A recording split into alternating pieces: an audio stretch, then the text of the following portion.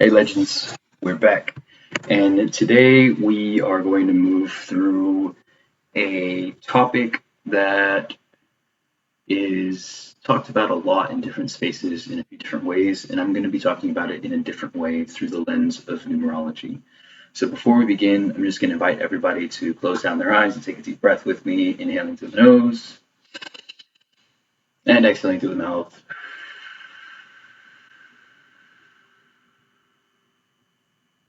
Today we are going to talk about trauma. Now, this can be a taboo word depending on the spaces that you've been in. This can have a negative connotation.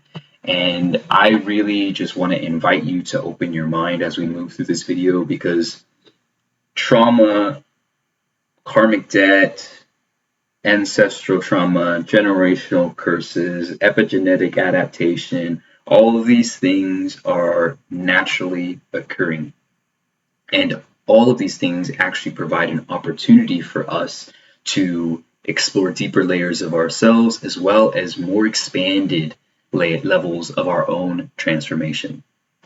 So let me first ask you if you've ever noticed certain themes playing out in your life over and over and over. Maybe these themes are deemed more as negative. Maybe it's trouble. Maybe you attract a certain type of partner. Maybe you attract a certain type of work environment or coworker or type of person in your experience. Maybe you always attract the same type of situation. You recognize that this happens all the time. You know that it's not good for you and that you don't want it, and you have done things to try to work with it. Maybe you've done a lot of mindset work. Maybe you've done, trying to process on your own and move through different practices. And while you've been able to peel back some of the layers, it is still there, sometimes showing up even more intensely than the time before. Now, this is totally normal. You're not crazy. You're not broken. There's nothing wrong with you. It's quite possibly an overlap between karmic debt and trauma. So we're going to break this down in this video so everybody can kind of understand a little bit better. Karmic debt is a concept that is observed in intuitive numerology as well as Pythagorean numerology. And karmic debt is essentially unfinished business that your soul has agreed to resolve in this lifetime, right? So this is coming with the context that we are all spiritual beings having a human experience in this lifetime, right? So karmic debt is the energetic residue of choices, patterns, and imbalances with the past, whether it's your own past in this life, previous lifetimes, or even inherited ancestral patterns. That's the epigenetic adaptation that I mentioned earlier. Now, trauma, whether it comes from childhood, relationships, societal oppression, or sudden life events, or again, also previous people in your family line that have experienced this traumatic event, can create these survival adaptations in the body and the system. The adaptations inherently are designed to protect you. It's just that we don't know better in that moment. These adaptations, often called trauma responses, are designed to support your body in dealing with the overstimulating event because you don't have the resources, the support, or the skills to process and regulate your system during said event. And when we don't process them, they begin to form loops in our experience. And when karmic debt aligns with a trauma imprint, we often get a repeating, over-exhausting cycle where the same wound reactivates over and over and over until it's fully transmuted, because the body naturally wants to clear this. It wants to move this energy and bring you space so you can hold what it is that you actually desire. It's just that if we aren't equipped to navigate that process, we're going to keep looping and re-triggering. So for example, let's say that your chart carries the karmic debt 13. Right? Depending on where it is in your chart, you're going to experience it differently. For the sake of this example, we're going to say that the 13 shows up in one of your core numbers, one of your 5 core numbers. So it's either in your life path number, your life path is a 13-4, you were born on the 13th, like myself, or your heart's desire number is a 13-4, your personality number is a 13-4, or your expression number is a 13-4, just for an example. And the 13 is the karmic debt of struggle. It's all about burnout and self-sabotage.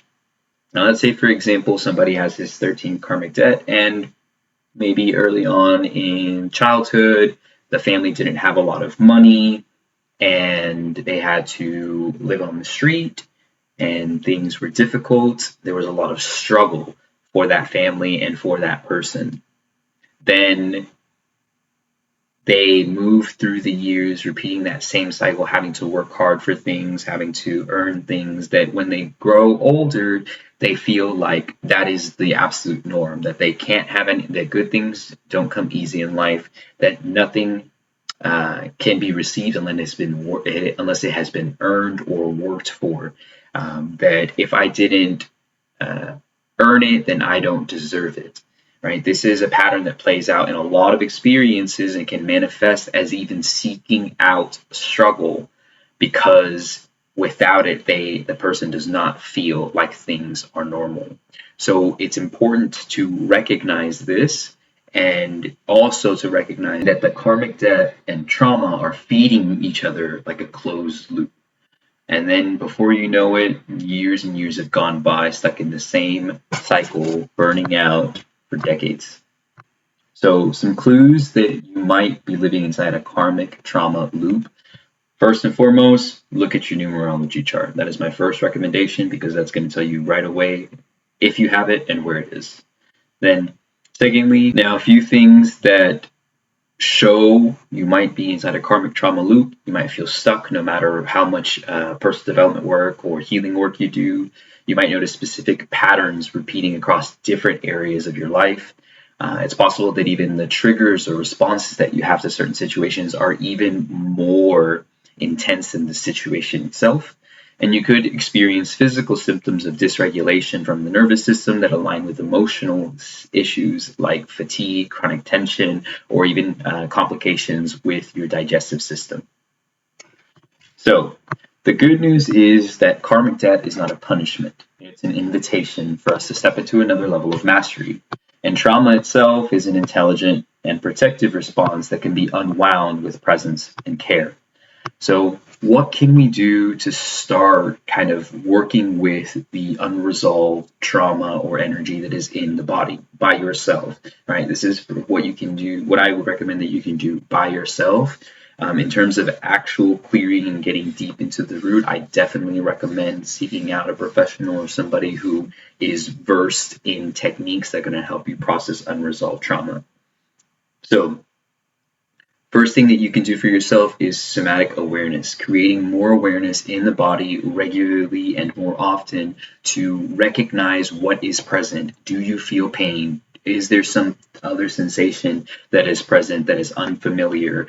Or maybe it's something that you've tolerated for an extended period of time. Is there a chronic pain that you're just dull or numb to? Right? Where is it? What does it feel like? Just a practice that you can start to move into.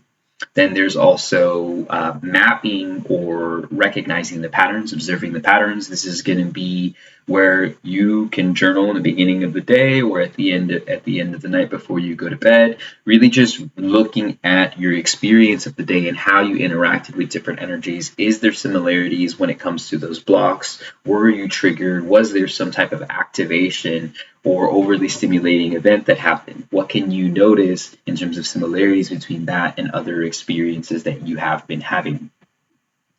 You can also regulate your nervous system as much as possible. Breath work, movement, meditation. You guys know that those are my top 3 always for regulating the nervous system, because your body won't be able to process this energy unless it feels safe. It didn't feel safe when the event happened, and that's why it cannot process now. And then finally, setting strong and clear intention and working in ceremony or in ritual is very, very powerful as well. We have so much support on this plane and on different planes, on different realms that is accessible to us. So setting strong intention, and you can drop into ceremony, especially with the energy that's being presented in this month can really support in moving this energy. Now, these are all things that I do with my clients when we drop into the Reawaken session, or if you're in one-on-one mentorship with me. And these are also things that I share with people in the community, whether that's dropping in for group sessions. I'm doing a lot of live meditations for free on the Insight Timer this month. And you can check all of those out by going to dannydang.net. And even if it's not with me, like I said, seek support. You're not meant to do this alone. You're totally not meant to do this alone. You get to have support as you move through all of these things. Remember that this is deep work and it's not going to unravel overnight.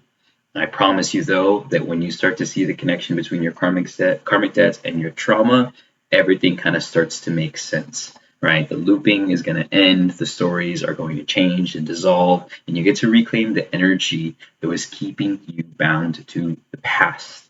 All right, so it's time to let go of that and step forward into what it is that you actually create. All right. Thanks again for being here and for being willing to explore all of these different layers with me. Remember that we're just getting started. So make sure that you subscribe, because the next video that's coming through is all about the Karmic Debt 13 and how to break free from the patterns of self-sabotage. Trust that you're having an awesome day, morning, night, evening, afternoon, wherever it is that you are in the world. And I'll see you guys in the next video.